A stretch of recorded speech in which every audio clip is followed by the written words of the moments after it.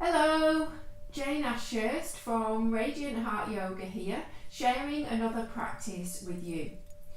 If you're new to yoga, if you're not sure where to start, if you want to take your practice to another level, if you want to watch tutorials on different poses, then click the subscribe button below. If you've any questions, if you've any comments, leave them below.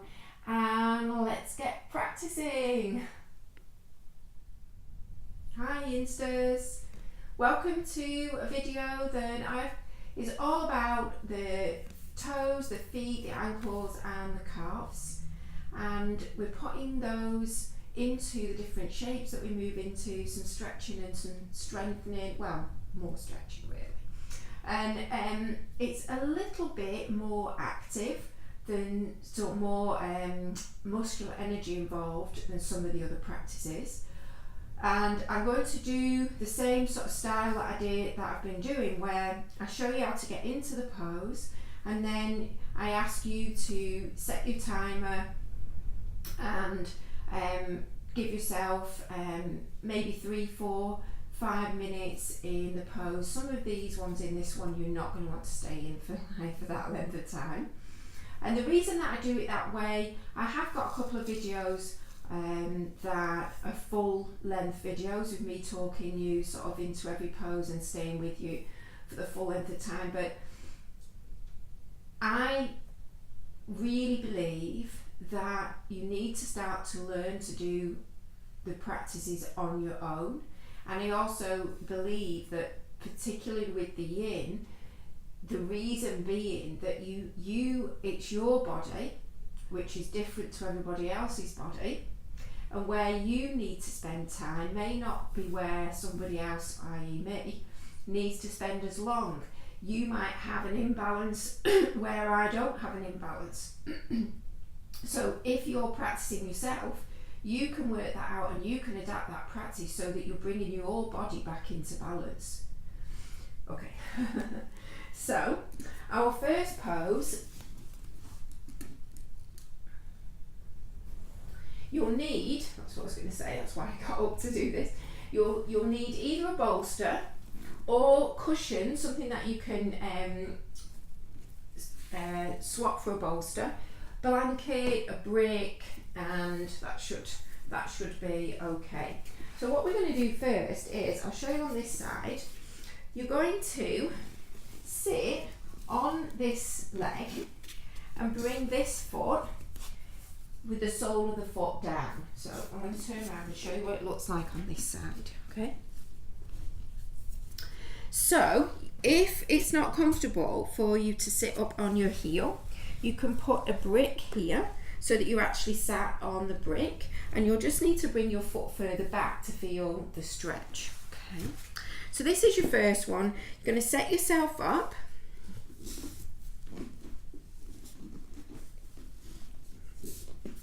So you sat on that heel. So you're going to stretch out the top of this, this is my right foot, the back one. You're going to stretch out the top of the foot, the toes, the front of the ankle, and then on this one you're going to do the opposite. So you're going to stretch out the ankle, your movement in this direction. You're going to stretch out the sole of your foot. You're going to get the chance to really spread your toes out. And then what I like to do is lean into this so that I'm getting as much of a stretch. I'm using my body weight, but because of the way that I'm sort of draping myself over this leg, it's also quite relaxing.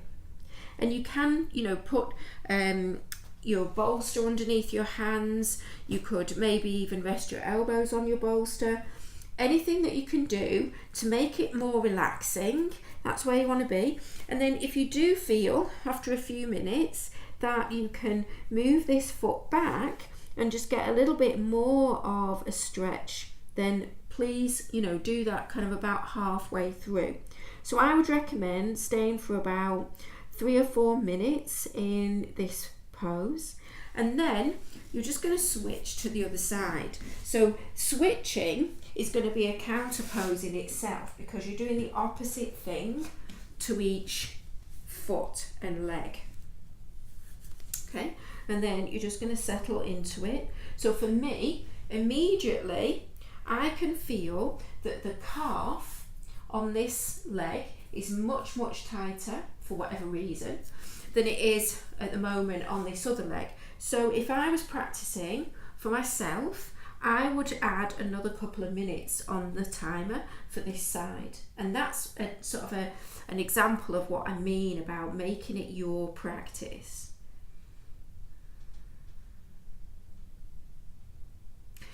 Okay, and then the next one that you're going to do is you're going to come to a seat and bring the soles of your feet together. And again, you can put something underneath your ankles to make it more comfortable. You can also have a bolster, but what I'm going to do is thread my fingers through, and you don't have to do this bit, through my toes so that they act like toe separators. So I've got one foot where my toes slide, well, my fingers slide through my toes a lot easier, which is this one that I'm doing now, than the other one. And then you're going to walk your feet a little bit closer, and you're going to use your hands and you're going to open your feet out like the pages of a book. So I'm making my ankles sickle a little bit. I'm making them twist a little bit. And then I'm going to fold in. So if you want to use your bolster, but I just find that for myself, the bolster just makes it all a little bit complicated.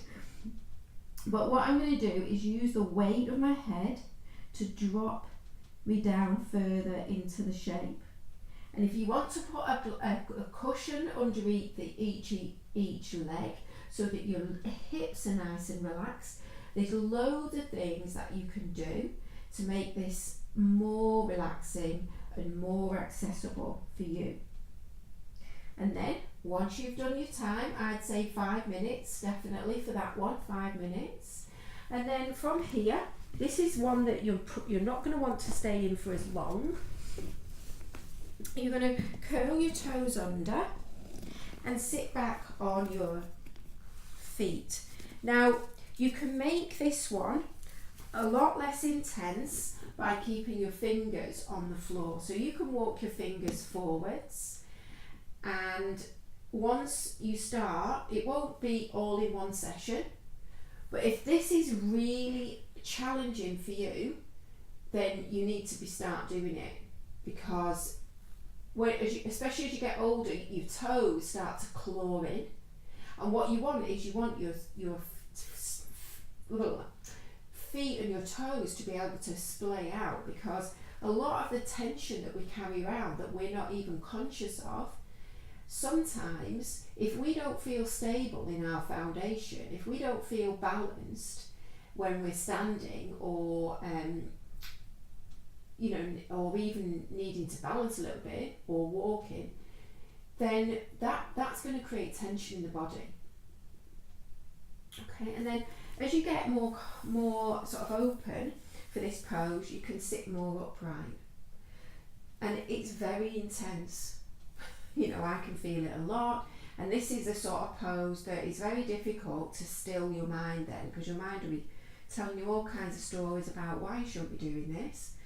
And so you're going to stay for as long as you can maintain a smooth breath. You don't want to get agitated and so that you are feeling stressed. And then from here, you're just going to come and untuck your toes, and then have one hand down by your side and lift one knee up. And I would suggest about a minute on each side. Yeah. So you're supporting yourself. You're stretching the toes the opposite way, and then lifting both knees. And some people can come really high up, but you want to find something, and if at first you need to put something under your knees, so that you feel as though you can relax into it more. It's not like a balance. That's a really nice way to do it. I think you'll be able to stay in it a lot longer if you do it that kind of way. And then, you know, over time, you can just have something a little bit lower, higher underneath. Yeah, so you can start lower and end up higher. That's what I should have said. And I would say maybe 2 or 3 minutes in that one if you can tolerate it for that length of time. And then you're going to come onto all fours and you're going to step your right foot forwards, and you can pad underneath this left knee.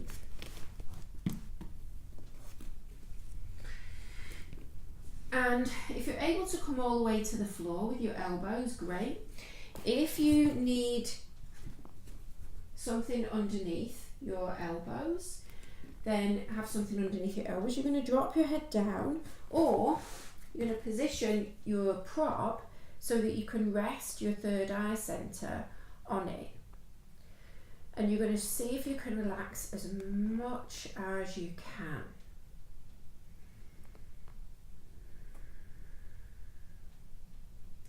So I'm going to ask you to spend about 2 minutes here, and then you can bring this brick underneath your forearm, and you're going to come onto the outside edge of this foot and press your knee away. So that first one is dragon pose. This one is twisting dragon. So you're twisting to the side. But for our practice today, it's more about what's happening in the foot. It's more about stretching out all of these muscles on the and fascia and ligaments and everything in the outside of the ankle. So I'd say about 2 minutes here. And then the third one, it's a little bit trickier to get into. You're going to bring your knee further forwards than your ankle, definitely, and you're going to come forwards to the point where your heel just hovers off the mat. And then I like to do it using my body weight, so I'm just going to shift so that my chest, the weight of my torso, can press down through the leg. And this is one of my personal desert island ones, because I've got really tight calves and quite short shins. This one really helps me in a lot of other poses, and just to release a lot of tension that I obviously hold in that part of my body for whatever reason that is. So I'm dropping my head down, so the weight of my head, the weight of my torso, everything is helping me to drop this right heel closer towards the floor. And if I get to the point in the stretch where my right heel does come to the floor, then I'm just going to inch myself further forwards, because I want this still to be somewhere for me to stretch into. Okay. And then from here, maybe just stretch that leg out, shake it around, and then you're going to switch to the other side. So you're going to do exactly the same on the other side. So your first one, elbows down or onto your brick. Second one, elbow stays down or elbow on your brick. Come onto the outside edge of your left foot and come into twisted dragon. And then your last one is your overstepped dragon, and that's sort of quite a good description. So you're stepping over the ankle with this knee and just letting the weight of your torso and your head really stretch out all of the ligaments and the connective tissue in your back of your heel, your ankle and your Achilles tendon.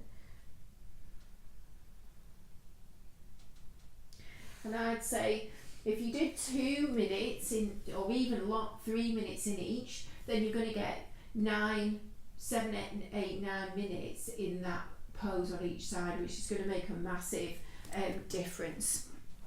And then your last pose is going to be where, again, you thread your fingers through. And this gets easier as well the more often you do it. And then just do a few circles with your ankle in each direction. point and flex your foot. And then you're going to hold on to that foot, and you're going to bring your knee as much as you can to stack over the top of your opposite knee. So I'm just going to move my foot so you can see. And if that's tricky, then you can have a blanket here to make it accessible. You can have a blanket underneath your hips to elevate your hips up, and you're just going to fold forwards. You can maybe even thread your fingers through, she says, so different is the bottom one, if they'll stay. So I need my other hand.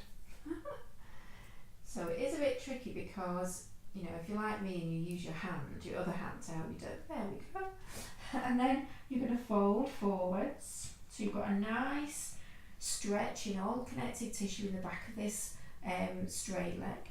You're getting into the hip, in the bent leg, and you're getting into the feet and the ankles, and then all the connective tissue along your spine. So lots and lots of things that benefits for this pose that we're doing now.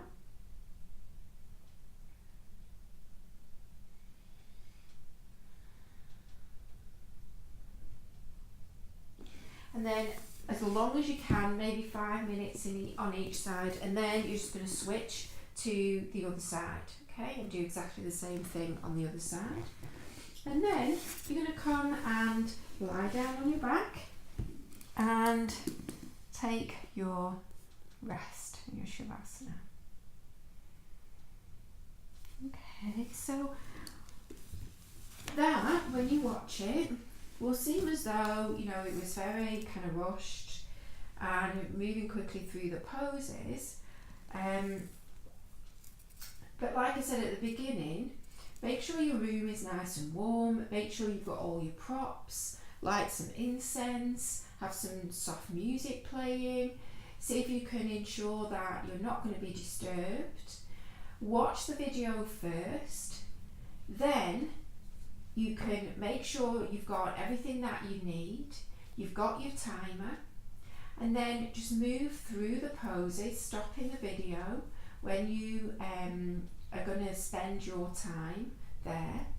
And when you're in each pose, think about your breath. Get into the pose, find a version of that pose using your props and that you can be relaxed in. This type of yoga is not for you to push yourself into. And then once you're there, keep thinking about your breath. See if you can forget the